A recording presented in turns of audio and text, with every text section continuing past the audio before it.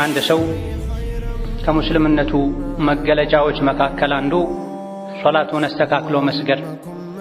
አላህ ተባረከ ወተዓላ በቀን 5 ጊዜ በግዴታነት አደብና ስርዓትን አሟልተን እፊቱ እንድንቆም እንድንሰግድለት እንድንለምነው እንድንተናነስለት አዟል። ሶለል በርደይኒ ደኸለል ጀነ፣ ሁለት ብርዳማ ሶላቶችን የሰገደ ጀነት ገባ። ሁለት ብርድ የሚበዛባቸው አየር የሚቀየርባቸው ሶላቶችን ጠብቆ በስርዓቱ በታዘዘው መሰረት የሰገደ ጀነት ገባ። እነዚህ ሁለት ሶላቶች ሶላተል ፈጅርና ሶላተል ዐስር ናቸው።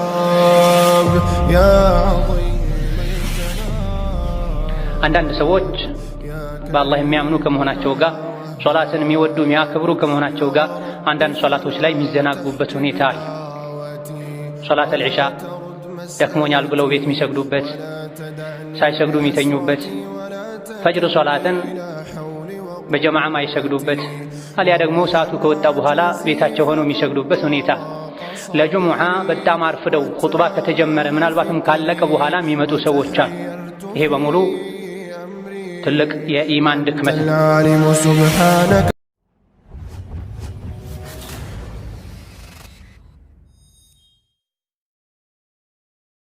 ኢነል ሐምደሊላህ ነሕመዱሁ ወነስተዒኑሁ ወነስተግፊሩህ ወነዑዙ ቢላሂ ሚን ሹሩሪ አንፉሲና ወሚን ሰይአቲ አዕማሊና መን የህዲሂላሁ ፈላ ሙዲለ ለህ ወመን ዩድሊል ፈላ ሃዲየ ለህ وأشهد أن لا إله إلا الله وحده لا شريك له وأشهد أن محمدًا عبده ورسوله يا أيها الذين آمنوا اتقوا الله حق تقاته ولا تموتن إلا وأنتم مسلمون يا أيها الناس اتقوا ربكم الذي خلقكم من نفس واحدة وخلق منها زوجها وبث منهما رجالا كثيرا ونساء واتقوا الله الذي تساءلون به والأرحام إن الله كان عليكم رقيبا يا أيها الذين آمنوا اتقوا الله وقولوا قولا سديدا يصلح لكم أعمالكم ويغفر لكم ذنوبكم ومن يطع الله ورسوله فقد فاز فوزا عظيما أما بعد فإن أصدق الحديث كتاب الله وخير الهدي هدي محمد صلى الله عليه وعلى آله وصحبه وسلم تسليما كثيرا وشر الأمور محدثاتها فإن كل محدثة بدعة وكل بدعة ضلالة وأوصيكم ونفسي بتقوى الله يا عباد الله فاتقوا الله تعالى حق التقوى يا الله باروتوي الله يعزاكم بمتاجز የከለከላቸውን በመከልከል ሁሌም በሁሉም ጉዳይ ላይ በሁሉም ቦታ ላይ ፍሩት። አላህን ተባረከ ወተዓላ ከመፍራት መገለጫዎች አንዱ 5 ወቅት ሶላትን በአግባቡ መስገድ። አንድ ሰው ከሙስልምነቱ መገለጫዎች መካከል አንዱ ሶላቱን አስተካክሎ መስገድ።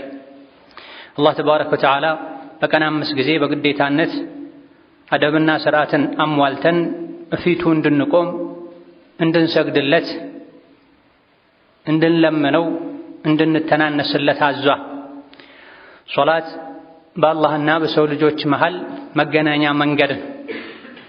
ነቢዩ ዓለይሂ ሰላቱ ወሰላም የሰው ልጅ ከመቼውም በላይ ወደ አላህ ቅርብ የሚሆነው ስጁድ ላይ ሲሆን ነው።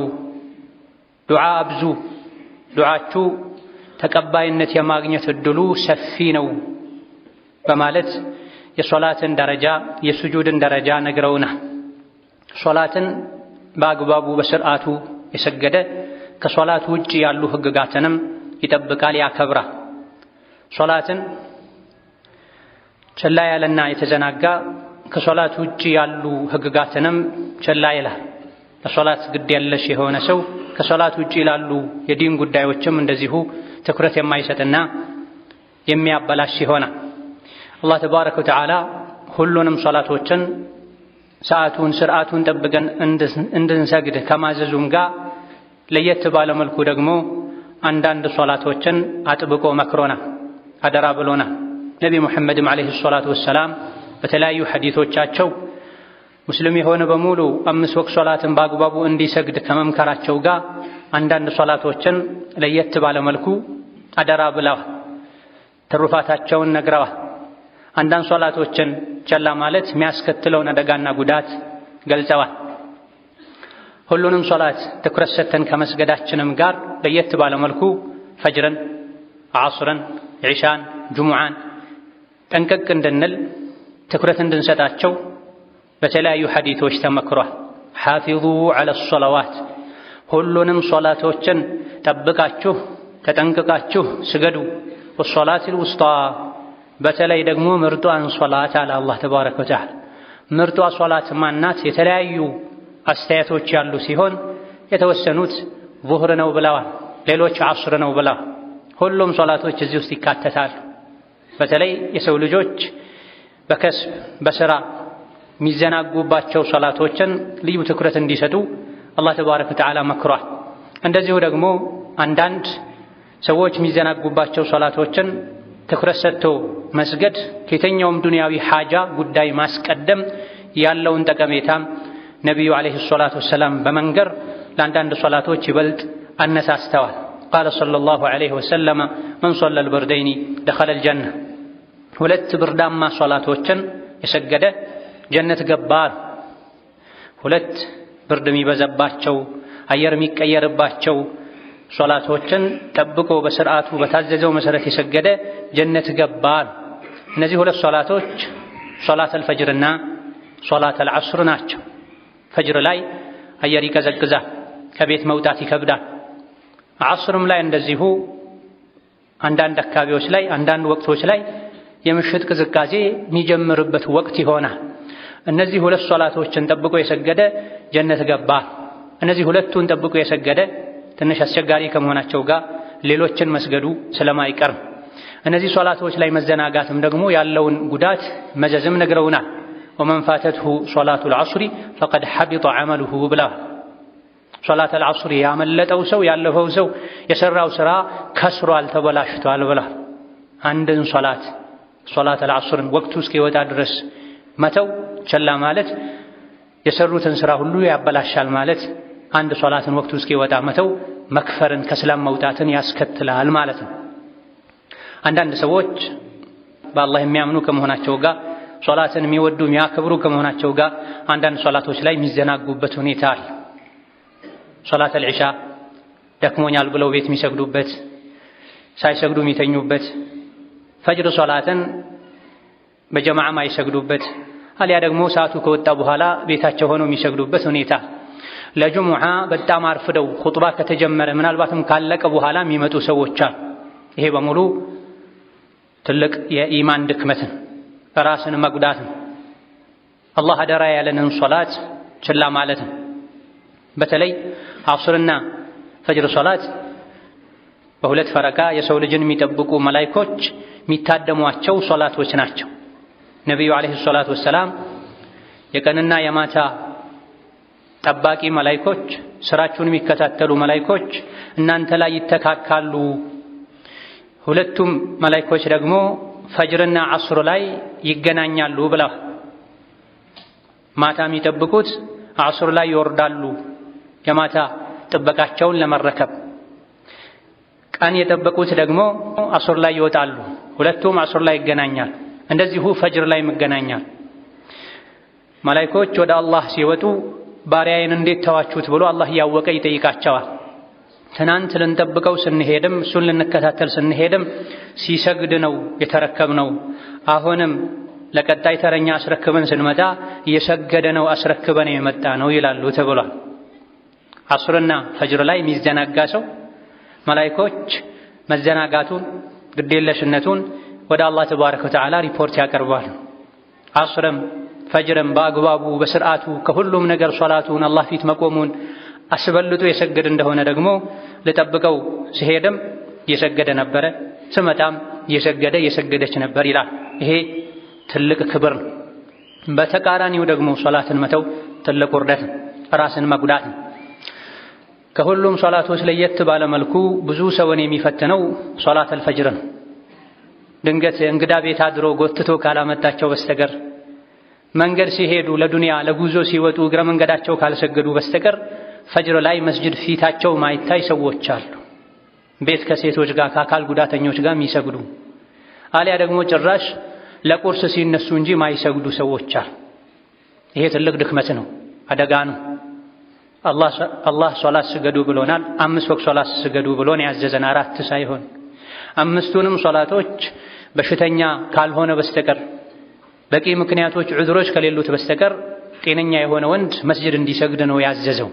ስለዚህ ዙህርን በስርዓቱ እንደምንሰግደው ሁሉ ፈጅርንም በስርዓቱ ለመስገድ ራሳችንን ልናስገድድ ልናዘጋጅ ይገባናል። ፈጅርን መስገድ እየፈለጉ እየጓጉ ራሳቸውን እየወቀሱ የማይችሉ ሰዎች አሉ። ሁሌ እየተመኙ እየጓጉ የሚኖሩ ፈጅርን በሰዓቱ በስርዓቱ በጀማዓ መስጂድ መጥቶ ለመስገድ የሚያግዙ የተወሰኑ ነጥቦች አሉ።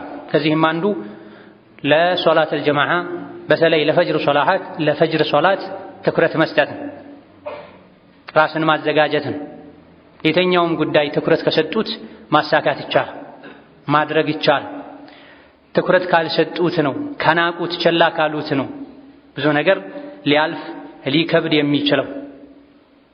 ትምህርት የሚያሳስበው ፈተና የሚያስጨንቀው ተማሪ ቀድሞ ካጠና ከተዘጋጀ ቀደም ብሎ ፈተና የሚሰጥበት ቦታ ላይ ከሄደ ፈተናውን በስርዓቱ መውሰድ ይችላል። ተረጋግቶ መፈተን ጥሩ ውጤት ማምጣት ይችላል። ጉዞ ያለበት ሰውም ቀድሞ ለጉዞ ከተዘጋጀ እንደዚሁ በረራ ያመልጠው። ቸላ ካለና ከተዘናጋ ግን ለጉዳዩ ትኩረት ካልሰጠ ፈተናም ሊያልፈው ይችላል፣ ውጤቱ ደካማ ሊሆን ይችላል፣ ጉዞም ሊሰናከልበት ይችላል። የአኼራ ጉዞም እንደዚሁ ለሶላት ትኩረት መስጠት፣ መጨነቅ፣ መዘጋጀት፣ ስንፍናን ማስወገድ ለፈጅር ሶላት በጀማዓ ለመስገድ እንዲታደሉ ያደርጋል። ሙእሚኖች አላህ የሚፈሩ ሰዎች ሶላት ምግብ እንደመብላት ውሃ እንደመጠጣት ይቀላቸዋል።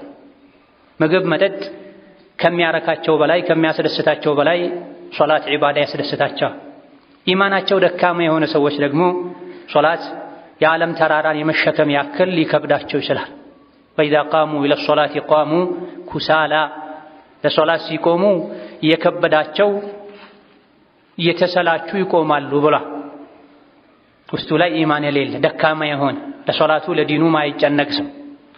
ትክክለኛ አማኝ ግን ሲሰግድ ነው ረፍት የሚያገኝ፣ ደስታ የሚያገኝ፣ ሰላም የሚያገኝ። ለዚህ ነው ነቢያችን አለይሂ ሰላቱ ወሰላም ቢላል ሆይ ኢቃም በል በሶላት ረፍት ስጠን ይሉ ነበር። የትክክለኛ ሙእምን ረፍቱ ሶላት፣ እንቅልፍ ሳይሆን፣ ፍራሽ ብርድ ልብስ ሳይሆን፣ ሙቀት ሳይሆን። እንደዚሁ ፈጅር ሶላትን በአግባቡ በሰዓቱ በጀማዓ ለመስገድ ከሚያግዙ ነገሮች አንዱ ሶላተል ፈጅርን በመስገድ የሚገኘውን ትሩፋት ማወቅ፣ እንደዚሁ ደግሞ ባለመስገድ የሚደርስብንን ኪሳራ መረዳት።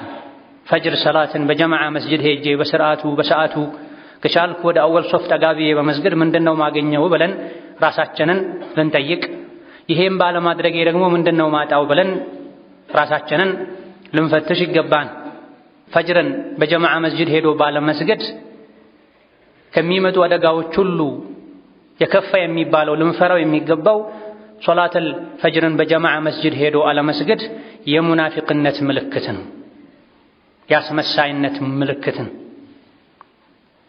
ቀን ላይ ሰዎች ስለሚያዩ መስጂድ ሄዶ መስገድ፣ ማታ ላይ ሰዎች ስለማያዩ እቤት መስገድ፣ ማርፈድ፣ ምናልባት መተው የአስመሳይነት ከልብ ያለማመን ምልክት ነው። ለዚህ ነው ነቢዩ ዓለይሂ ሰላቱ ወሰላም አትቀሉ ሶላዋት ዐለል ሙናፊቂነ ሶላቱል ዒሻኢ ወሶላቱል ፈጅር፣ ለሙናፊቅ በጣም የሚከብድ ሶላተል ዒሻና ሶላተል ፈጅር ነው። እንደው ዱንያዊ ቁሳዊ ጥቅም አለው ቢባልና የአንድ በግ እግር እንኳ ስጋ ታገኛላችሁ ቢባሉ አይደለም አላህ በሰጣቸው በሁለት እግራቸው ቆመው ይሄን እንኳ አቅም ቢያጡ በሆዳቸው እየተንፋቀቁ ይመጡ ነበር ብለዋል ነብዩ ሰለላሁ ዐለይሂ ወሰለም። ቀን ላይ ለሥራ በሄዱበት ከቢሮ ቅርብ መስጂድ ስላለ ግራቀኝ ሰዎች ወደ መስጂድ ስለሚሄዱ አፍሮ መሄድ፣ ምሽት ላይ ሲሆን ግን ጨለማን ተጠቅሞ እቤት መቅረት የሙናፊቆች ባህሪ ነው። እንደዚሁ ደግሞ አላህን ተባረከ ወተዓላ ጠርቶ ለሱ መልስ ባለመስጠት አላህን መናቅ፣ ሐየ ዐለ ሶላህ ና ወደ ሶላት ተብሏል። በቀን 5 ጊዜ ነው ሐይ ዐለ ሶላህ የሚባለው፣ ሐይ ዐለ ፈላህ የሚባለው። ፈጅር ላይ ደግሞ ከዚህም በተጨማሪ አሶላቱ ኸይሩን ሚነ ነውም ይባላል። ሶላት ከእንቅልፍ ይሻላል፣ ሶላት ከእንቅልፍ ይሻላል፣ ከረፍት ይሻላል እየተባለ እኔ እረፍት ይሻለኛል፣ እኔ እንቅልፍ ይሻለኛል ማለት ነው የሚሆን። ታማሚ ካልሆነ በስተቀር ጽኑ ህመም አሞት መስጂድ በመሄዱ ህመሙ የሚባባስበት ከሆነ አሊያ ደግሞ በትክክል ለህይወት የሚያሰጋ ነገር ካለ፣ ጎርፍ ካለ፣ ሽፍታ ካለ፣ መሰል ነገሮች ከሌሉ በስተቀር ጤነኛ የሆነ ወንድ ሐይ ዐለ ሶላህ ሰምቶ ሐይ ዐለል ፈላህ ሰምቶ ቤት ሊሰግድ አይገባም። የገፍላን ብርድ ልብስ ዞር አድርጎ ወደ መስጂድ ሊሄድ ይገባል። ወከዛሊክ ባለመስገድ የሚመጡ አደጋዎችን ችግሮችን መረዳት አጅሩን ያሳጣል፣ ሙናፊቅ ያስብላል። እንደዚሁ ደግሞ ትልቁ አጋዥ ከሚባሉ ነገሮች አንዱ እዛው ፈጅርን ትቼ በተኛሁበት በሞተስ ወደ አኺራ ብሄድስ እያሉ ራስን መጠየቅም ፈጅርን በአግባቡ ለመስገድ ከሚያግዙ ነገሮች መሃል አንዱ። አላህ ተባረከ ወተዓላ ወደ መስጂድ ጠርቶኝ መሰማበት ጆሮ ማየበት አይን ሰጥቶኝ መሄድበት እግር ሰጥቶኝ ጤና ሰጥቶኝ ና ወደ መስጂድ በፊቴ ቁም ለ10 ለ20 ደቂቃ ብሎኝ አይባልኩበት ባመጽኩበት ከአኺራ ዱንያን ባስበለጥኩበት ለጀነት ከመልፋት የዱንያ አረፍተን በመረጥኩበት ሁኔታ ላይ እስከነ ወንጀሌ በሞትስ ስንትና ስንት ከፍራሽ ወደ ቃሬዛና ከፈን የሄዱ ሰዎች አሉ። ይሄኔ ጸጸቱ አይቻልም። አኺራ ላይ መጸጸት መቆጨት ማይጠቅምበት ወቅት ላይ መጸጸትን ያስከትላል። ረቢ እርጂዑን ጌታዬ ሆይ እመልሰኝ ወደ ዱንያ ያበላሸሁትን አስተካክዬ ያጎደልኩትን አሟልቼ አይደለም ምንጣፍ ላይ እሾህ ላይ እሳት ላይ ስጁድ አድርጌልህ እመጣለሁ እንዲሉ የሚያደርግ ከፍተኛ ጸጸት ይሰማል። የፈጅር ሶላት ወቅት አላህ ተባረከ ወተዓላ ወደ ቅርቧ ሰማይ ወርዶ ባሮቹን የሚያናግርበት፣ ማነው ምህረት የሚፈልግ ማነው ተውበት የሚያደርግ የምቀበለው የሚልበት ወቅት ነው። የፈጅር ሶላት እስኪጠናቀቅ ድረስ አላህ ወደ ቅርቡ ሰማይ የመውረዱ ትሩፋት ይቀጥላል ተብሏል። የአላህ ባሮች ወደ መስጂድ ሄደው ለአላህ ተናንሰው ሰግደው ለምነው ወንጀላቸውን አራግፈው አጅራቸውን ተሸክመው ሲመለሱ ጋፍል የሆነ አኺራን የረሳ የድንገት ሞትን የማይፈራ ሰነፍ እዛው ተኝቶ ሊያሳልፍ አይገባም። አይ ብሎ ይሄን ያደረግ እንደሆነ ወሰያዕለሙ الذين ظلموا أي منقلب ينقلبون በዳይ ምንኛ የከፋ መመለሻ እንደሚጠብቀው አኺራ ላይ ወደፊት ያውቃል። ያኔ ማወቁ ምንም አይጠቅምም። ይህ እንዳይሆን ዛሬ የፈጅር ሶላትን በአግባቡ መስገድ፣ አጋዥ ነገሮችን መጠቀም፣ ከሙናፊቆች ከመሆን መራቅ፣ መጠንቀቅ፣ መስጋት ያስፈልጋል። ኢነል ሙናፊቂነ ዩኻዲዑነ አላህ ወሁወ ኻዲዑሁም ወኢዛ ቃሙ ኢለ ሶላቲ ቃሙ ኩሳላ ዩራኡነ ናሰ ወላ የዝኩሩነ አላህ ኢላ ቀሊላ። ሙናፊቆች አታላዮች ናቸው። አላህንም ለማታለል ይሞክራሉ፣ ያስመስላሉ።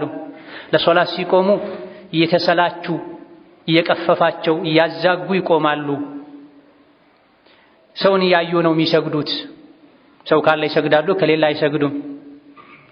ጥቂትን እንጂ አላህን አያስታውሱም በማለት የሙናፊቆችን ባህሪ ዘርዝሯልና ከሙናፊቅ ባህሪ ራሳችንን ልናጸዳ፣ ከሙናፊቅነት የመጥራት አንዱ ምልክት ፈጅር ሶላትን ዒሻ ሶላትን በጀማዓ መስገድ መሆኑን አውቀን በዚህ ነገር ራሳችንን ልንጫን አጋዥ ነገሮችን ልንጠቀም يقبانا. بارك الله لي ولكم في القرآن العظيم ونفعني وإياكم بما فيه من الآيات والذكر الحكيم. أقول قولي هذا وأستغفر الله لي ولكم ولسائر المسلمين من كل ذنب وخطيئة فاستغفروه إنه هو الغفور الرحيم والبر الكريم. الحمد لله على إحسانه والشكر له على توفيقه وامتنانه وأشهد أن لا إله إلا الله وحده لا شريك له تعظيما لشأنه وأشهد أن محمدًا عبده ورسوله الداعي إلى رضوانه صلى الله عليه وعلى آله وأصحابه وإخوانه وسلم تسليمًا كثيرا. أما بعد صلاة الفجر بأقبابه بسرعاته بجماعة بنكات لمسجدنا فجرًا يمسجدًا تكم لما قنيت كم يعجزون قروت شاندو بنبي سنة مسرت ماتا بجزء متنياتنا. نبي عليه الصلاة والسلام ከዒሻ በኋላ ማርፈድን ሳይተኙ መቆየትን ከዒሻ በፊት ደግሞ በመግሪብና ዒሻ መሃል መተኛትን ይጠሉ ያወግዙ ነበር። ድንገት እንግዳ ካለ ወይም አንገብጋቢ አሳሳቢ የኡማ ጉዳይ ካለ መመካከር መቆየት የሚያስፈልገው ካልሆነ መሰል በቂ ምክንያቶች ከሌሉ በስተቀር ከኢሻ በኋላ እንዲሁ የተጫወቱ የዘመኑ ብዙ ሰው እንደሚያደርገው ኳስ፣ ፖለቲካ እያዩ እየተነተኑ በሶሻል ሚዲያ ተጠምዶ ማምሸት የተጠላና የተወገዘ ነው። የነቢ ሱና ተቃራኒ ነው። ሱናው ኢሻ ሰግዶ ቶሎ አረፍ ማለት። ለምንድን ነው ከኢሻ በኋላ ማርፈድ የተጠላው? ፈጅር ሶላትን ሊጎዳ ስለሚችል። ከዛ በፊትም አላህ ያደላቸው ኢማናቸው ከፍ ያለላቸው ለይል በጊዜ ተነስተው ዊትር ስለሚሰግዱ እሱንም ስለሚያሳጣ ለዊትሩ እንኳ ባይበቁ ለፈጅሩ አለመብቃትን እንዳያስከትል ከኢሻ በኋላ በጊዜ አረፍ ማለት ተወዳጅ። ይሄን ያደረገ ሰው ፈጅርን ይሰግዳል፣ ነቃ ማለት ይችላል፣ በቂ እረፍት ያገኛል። ካልሆነ ወይም ቤት መስገዱ አሊያ ደግሞ መስጂድ መጥቶ እያዛጋ እያንቀላፋ እየተጫጫነው መስገዱ ከከፋም የፈጅርን ሶላት ወቅት አሳልፎ ለቁርስ መነሳቱ አይቀርም። ይሄ ፈጽሞ ሊሆን አይገባም። ዱንያዊ ስኬትን የፈለገ ያሰበውን ለማሳካት የተለያዩ መፍትሄዎችን ይፈልጋል። እንቅፋቶችን ዞር ለማድረግ ይጥራል። ሶላትን የሚያክል ጉዳይ ክፍተት እንዳለበት አውቆ አንድ ሰው እስከነ ጉድለቱ ክፍተቱ ሊኖር አይገባም። ችግሩን ለማስወገድ መጣር ይገባዋል። ፈጅርን በጀማዓ መስገድ ያለመቻል አንዱ ችግር ሌሊት በጊዜ ያለመተኛት፣ እንደዚሁ ደግሞ ቀን ከልክ ያለፈ ሩጫ ማብዛት። ለዱንያ የምናደርገው ሩጫ ድካም፣ ውጣ ውረድ አኺራን የሚጎዳ መሆን የለበትም። ቀን ላይ ከጠዋቱ 12 ሰዓት ጀምሮ እስከ ማታ ድረስ ለዱንያ ከአቅማቸው በላይ የሚሮጡ የሚጨነቁ የሚወጡ የሚወርዱ ኢሻ መስገድ ሊከብዳቸው፣ ፈጅር መስገድ ሊከብዳቸው ይችላል። ምንም እንኳ ለቤተሰብ ለራስ ከስብን መከሰብ አስፈላጊና ግዴታ ቢሆንም አኺራን የሚጎዳ መሆን የለበት። የሥራ ሰው ስለሆንኩ አላህ ይቅር ይለኛል ብለው ለራሳቸው ፈትዋ የሚሰጡ ሰዎችም አሉ። ስራው አኺራን ማጉዳት የለበትም። ዋና ወደ ዱንያ የመጣ ነው የአኺራ ስራ ለመስራት ለአኺራ ስንቅ ይዘን ለመሄድ ነው። እዚህ ዱንያ ላይ የሰበሰብነው ወርቅ የገነባነው ፎቅ ስንሞት ሊጠቅመን አይችልም። የሚጠቅመን ሶላት ነው፣ የሚጠቅመን ጾም ነው፣ የሚጠቅመን ሰደቃ ነው፣ ዱዓ ነው፣ ዚክር ነው። ታዲያ እዚህ ዱንያ ላይ ፎቅ ለመገንባት የካምፓኒዎች ባለቤት ለመሆን ሀብትን ለማስፋት የሚደረገው ጥረት ሶላትን ካስተወል ከጀማዓ ወደ ኋላ ካስባለ የዱንያ ምንነት አለመረዳት፣ አላህን ተባረከ ወተዓላ አለማወቅ አለመፍራት ነው። የኛ ከዱንያ ምን ወስደው ድርሻ ኢማን፣ መልካም ስራና ከፈን፣ ከዛ ውጭ የለም። ከዛ ውጭ ያለው ሁሉ እዚህ ይቀራል። ለዱንያ መልፋት መድከሙ አኺራን በማይጎዳ መልኩ መሆን አለበት። ማታ በጊዜ ማረፍ፣ ቀን በተወሰነ መልኩ ለሌሊት ተነስቶ ዒባዳ ለማድረግ ቢያንስ ለፈጅር ለመነሳት የሚያስችል አይነት ሁኔታ ላይ መዋል ያስፈልጋል። ወከዛሊክ ፈጅርን በሰዓቱ በስርዓቱ ለመስገድ ከሚያግዙ ነገሮች አንዱ በተለይ እንቅልፉ ከባድ ለሆነ ሰው የሚቀሰቅሰውን ሰው ማመቻቸት፣ አሊያ ደግሞ በዘመኑ ለሁሉም ቀላል የሆነውን አላርምን መጠቀም። ሞባይል ላይ ሰዓት ላይ አላርምን መሙላት ይቻላል፣ ጮሆ እንዲቀሰቅስ። ይሄን ከማድረጋቸውም ጋር መነሳት የሚከብዳቸው ሰዎች አሉ። አላርም ሞልተው ስልካቸው ሰዓታቸው ጮሆም ማይነሱ ሰዎች። ለጉዞ ሲሆን ይነሳል፣ ለስብሰባ ሲሆን ይነሳል። ለሶላት ሲሆን ግን በአንድ ጣታቸው ጠቅ አድርገው አጥፍተውት እንቅልፋቸውን ይቀጥላሉ። እንዲህ አይነት ችግር ያለበት ሰው ቅድም ያልነውን በዛው መሞት ሊፈጠር ሊገጥም እንደሚችል ማሰብ ማመን ይኖርበታል። አላርሙን ደጋግሞ በተለያዩ ደቂቃዎች 3-4 አላርም መሙላት ይገባል። ከዚህም አልፎ ነቃ ያለ አጠገባችን ያለን ሰው ባል ሚስቱን፣ ሚስት ባሏን፣ ልጆች ወላጆቻቸውን ለፈጅር ቀስቅሱኝ፣ ውሃም አፍስሳችሁ ቢሆን ቆንጥታችሁም ቢሆን ማለት አለብን። ጉዞ አለብኝ በረራ ያመልጠኛል ያለ ሰው ሰዎች መተውም ቢሆን ነክሰውም ቢሆን እንዲቀሰቅሱት ነው የሚያዘው። ምክንያቱም የሚበላሽበት ዱንያዊ ነገር ስለሚኖር። የአኼራው ሲሆን ለምንድን ነው ሰዎችም እንዲህ አይነት ችግር ያለባቸው ሰዎችም ከዙሪያቸው ያሉ ሰዎችም ለስሙ ብቻ ነካ አድርገው አንድ ሁለቴ ብቻ ተነስ ብለው የሚተውት ይህ ሊሆን አይገባውም። ሁሉን ነገር የሰጠን አላህ ተባረከ ወተዓላ ኑ ፊቴ ቁሙ ብሎ ጥሪ አድርጎልን የእሱን ጥሪ ቸላ ብለን ነገር ግን የዱንያ የትምህርት ጉዳይ ሲሆን የሚያስከፍለውን ዋጋ ከፍለን እንነሳል። የት ልንሄድ? የትም ብንሄድ ወደ አላህ ነው የምንሄደው። ምንም ብናስብ በአላህ ፈቃድ ነው የሚሳካው። ጉዞም ይሁን ስብሰባም ይሁን ምንም ይሁን ምን ሰዎች መነሳት ባለባቸው ሰዓት ይነሳሉ፣ ጉዳዩ ስለሚያሳስባቸው። ሶላት ሲሆን ግን የተናቀ ጉዳይ አድርገው ቸላ ይሉታል። የሰጠንን ሁሉ ኒዕማ መውሰድ ይችላል አላህ ከሱ ጋር ግንኙነታችን ከተበላሸ። ያጣነውን ሁሉ መስጠት ይችላል ከሱ ጋር ግንኙነታችን ካማረ። ለዚህ ለዱንያዊ ጉዳይ ሲሆን ልባችን ቦታ ትኩረት ስለሚሰጠው አንድ የአላርም ሲሰማ ሰው ተነስ ይለን እንነሳለን። ለአኼራ ጉዳይ ሲሆን ግን ልባችን ስለተኛ ስለገፈለ ስለሞተ አላርም ሺህ ጊዜ ቢጮህ ሰው ሺህ ጊዜ ቢቀሰቅስ ማይነሱበት ሁኔታ፣ ይህ ሊሆን አይገባውም። ሶላትን ሁሉንም በአግባቡ 5 ወቅት ሶላቶችን መስገድ፣ በተለይ ደግሞ ፈጅርን፣ ዐስርን፣ ዒሻን፣ ጁሙዓን በአግባቡ መስገድ ዲን ላይ ቀጤ ማለት አንዱ ምልክት ነው። ዲኑ በጠነከረ ቁጥር አንድ አማኝ ሶላቱ ላይ ጠንቃቃ ይሆናል።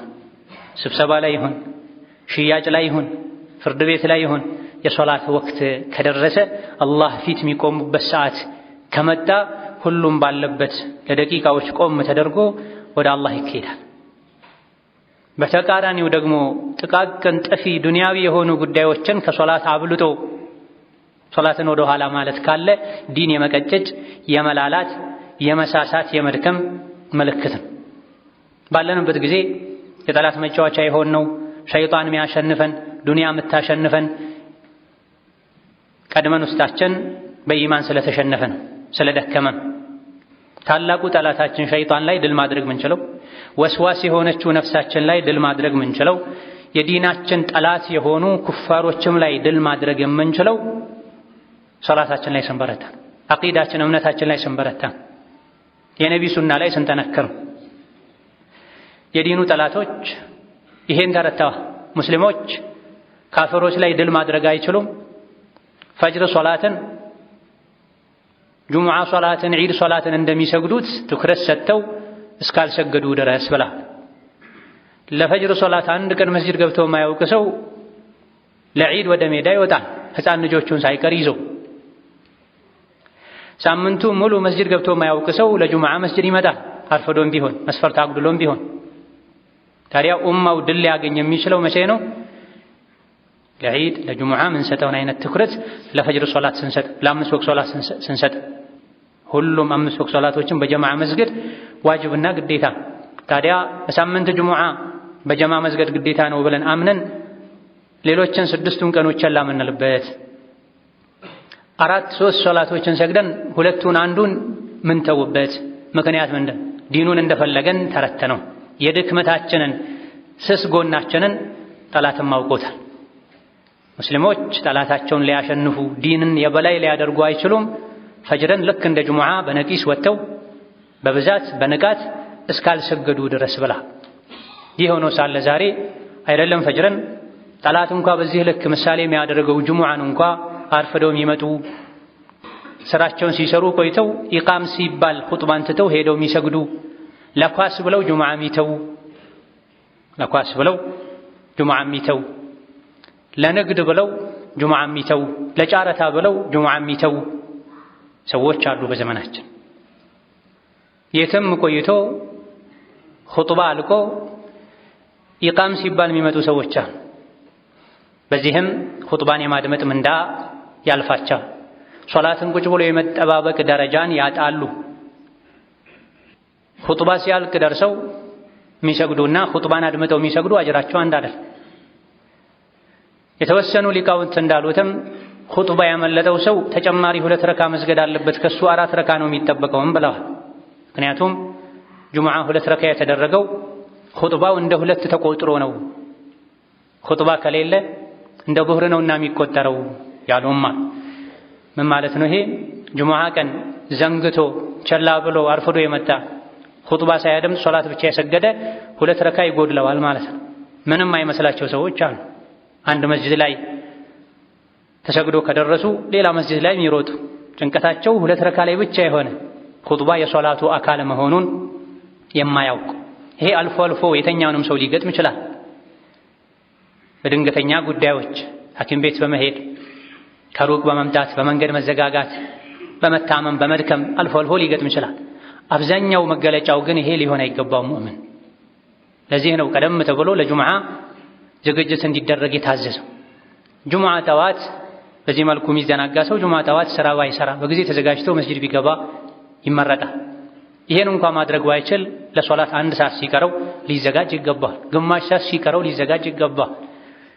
አዳን ሲሰማ ብቻ አይደለም። በተለይ አንድ አዳን የሚደረግበት አካባቢ ላይ አዳን ሲሰማ ብቻ ዝግጅት የሚጀምር ሰው ኹጥባ ያልፋል። ኢማሙ ሚንበር ላይ ሲወጣ መላእክቶች መዝገባቸውን ጠቅልለው ኹጥባ ለማድመጥ ይቀመጣሉ ብለዋል ነብዩ ሰለላሁ ዐለይሂ ወሰለም። ከዚህ ሐዲስ በመነሳት ኢማም ሚንበር ላይ ከወጣ በኋላ ጁምዓ የገባ ሰው የጁምዓን አጅር አያገኝም ተብሏል። ስለዚህ ጁምዓም ላይ ተዘናግተን ፈጅርም ላይ ተዘናግተን ኢሻም ላይ ተዘናግተን ምን አይነት ጀነት ነው ተስፋ የምናደርገው? ምን አይነት ሶላት ነው የምንሰግደው? 5 ወቅት ሶላቶችን አላህ ግዴታ አድርጎባችኋል። ጠብቆ በስርዓቱ የሰገዳቸው ሰው አላህ ጀነት ሊያስገባው ቃል ገብቶለታል ብሏል ነብዩ ሰለላሁ ዐለይሂ ወሰለም። 5 ወቅት ሶላቶችን ያልሰገደሳ ጀነት የመግባት ቃል የለውም። ከፊርዓውን ከሃማን ከቃሩን ከአቡ ጃህል ጋር አላህ ይቀሰቅሰዋልም ተብሏል። ስለዚህ ጠፊ በሆነችው ዱንያ መሸንገለን በመተው ለአኺራችን ልንጨነቅ 5 ወቅት ሶላትን ብዙ ኒዕማ ለሰጠን አላህ እሱ በሚወደው መልኩ የሱ ቤት ሄደን መስጂድ ሄደን በአግባቡ በስርዓቱ ልባችን ሰብስበን ልንሰግድ ይገባናል። اللهم حبب إلينا الإيمان وزينه في قلوبنا وكره إلينا الكفر والفسوق والعصيان واجعلنا من الراشدين. اللهم أعنا على ذكرك وشكرك وحسن عبادتك. اللهم أعنا على ذكرك وشكرك وحسن عبادتك. اللهم أعنا على ذكرك وشكرك وحسن عبادتك. اللهم أذقنا برد عفوك وحلاوة مناجاتك. اللهم أذقنا برد عفوك وحلاوة مناجاتك. اللهم أذقنا برد عفوك وحلاوة مناجاتك. اللهم اغفر للمسلمين والمسلمات والمؤمنين والمؤمنات الأحياء منهم والأموات إنك سميع قريب مجيب الدعوات. اللهم فرج هم المهمومين ونفس كرب المكروبين واقض الدين عن المدينين واشف مرضنا ومرضانا ومرضى المسلمين. اللهم اشف مرضنا ومرضانا ومرضى المسلمين. اللهم ارحم موتانا وموتى المسلمين. اللهم ارحم موتانا وموتى المسلمين. اللهم ارحم موتانا وموتى المسلمين. اللهم انصر المسلمين والمسلمات في كل مكان. اللهم اعز الإسلام والمسلمين. اللهم اعز الإسلام والمسلمين وانصر المظلومين والمستضعفين في كل مكان. اللهم انصر إخواننا المستضعفين والمظلومين في فلسطين. اللهم انصر إخواننا المظلومين والمضطهدين في غزة. اللهم كن لهم مؤيدا ونصيرا وظهيرا. اللهم كن لهم مؤيدا ونصيرا وظهيرا. اللهم كن لهم مؤيدا ونصيرا وظهيرا. اللهم لا تكلهم إلى أنفسهم ولا إلى أحد من خلقك طرفة عين. لا حول ولا قوة إلا بك. لا حول ولا قوة إلا بك. لا حول ولا قوة إلا بك. ربنا آتنا في الدنيا حسنة وفي الآخرة حسنة وقنا عذاب النار. آمين والحمد لله رب العالمين. وصلى الله وسلم وبارك على نبينا محمد وعلى آله وصحبه أجمعين.